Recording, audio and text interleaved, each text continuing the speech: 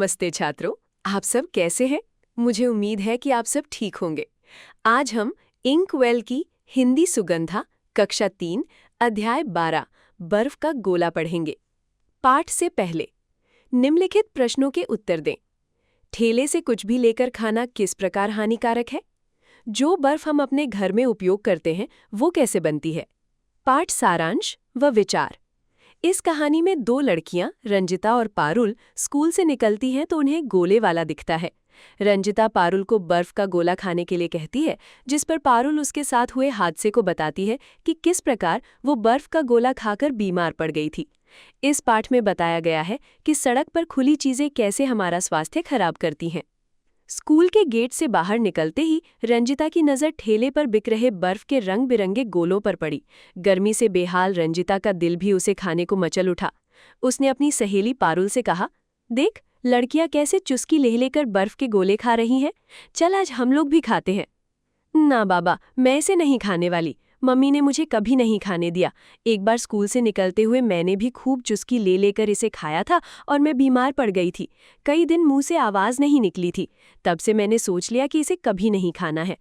पारुल ने उत्तर दिया, तुम देखो रोज कितने बच्चे इसे खाते हैं। सबसे ज्यादा भीड़ भी इसी के ठेले पर रहती है। वे तो बीमार नहीं पड़ते। तू किसी और वजह से बीमार पड़ी होगी, रंजिता ने कहा। इनमें से कितने बीमार पड़ते हैं हमें कैसे पता लगेगा? गला खराब होना, खांसी जुकाम होना तो अब आम बात हो गई है। तकलीफ हुई तो हम दवा खा लेते हैं, लेकिन इसका कारण भी हमारी खान पान की आदतें ही होती हैं। जब मैं बीमार हुई तो मम्मी डॉक्टर के पास ले गई थी। डॉक्टर ने सबसे पहले यही पूछा कि तुमने बाहर से आइसक्रीम या बर्फ खाई थी क्या? तब मुझे ध्यान आया कि मैंने बर्फ का गोला खाया था, पारुल बोली। फिर तूने मम्मी को बताया? रंजिता ने पूछा। हाँ, मैंने डॉक्टर साहब के सामने ही ये बात मम्मी को बता दी थी। मम्मी को बुरा तो लगा, पर वो मेरे सच बोलने पर खुश भी हुई।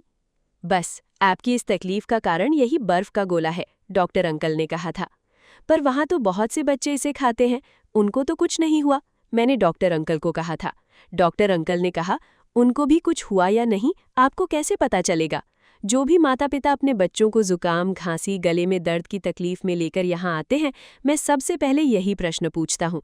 और अधिकतर मामलों में सड़क के किनारे वाले ठेलों से इस तरह की चीज़ें खाना उनकी बीमारी का कारण होता है। वे लोग सफाई से नहीं बनाते इसलिए? मैंने पूछा।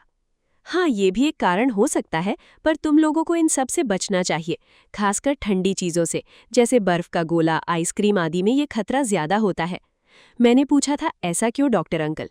बर्फ का गोला बेचने वालों की बर्फ साधारण पानी की होती है, वो उसे फिल्टर नहीं कर पाते हैं। उसमें वे रंग बिरंगे जूस डालकर उसे और हानिकारक बना देते हैं। ये जूस अपने रंगों के कारण सबको अपनी तरफ खींचते हैं। यही बीमारी की जड़ है। वे सबसे सस्ते वाले रंगों का प्रयोग करते हैं। किसी पर ये जल्दी ही असर दिखाते हैं और किसी पर बाद में धीरे धीरे गंभीर असर दिखाते हैं।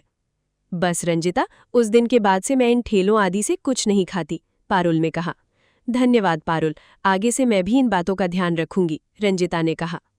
तो विद्यार्थियों, मुझे उम्मीद है कि आप सभी को ये अध्याय समझ आ गया होगा। इसे एक बार फिर से पढ़ें और अभ्यास करें।